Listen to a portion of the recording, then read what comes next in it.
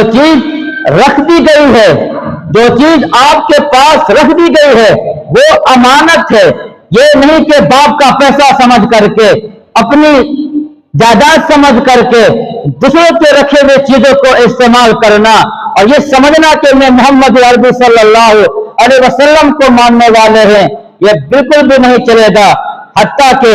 بہت سارے لوگ ایسے بھی مل جائیں گے آپ کے معاشرے کے اندر، آپ کے گاؤں کے اندر، محلے اور بستی کے اندر، جو غیروں کے چیزوں کو اپنا کر کے سمجھتے یہ ہیں کہ یہ میری چیزیں ہیں، حالانکہ دوسرے کی چیزیں ہیں، ساری ثبوت کے ساتھ، تمام پروف کے ساتھ یہ بات معلوم ہو جاتی ہے کہ یہ فلاں کی زمین ہے، فلاں کی یہ چیزیں ہیں، لیکن یہ مشکل ہے کہ اسے واپس کر دے، بالکل بھی واپس نہیں کیا جاتا ہے۔ یہ امانت کے اندر خیانت کرنا ہوا،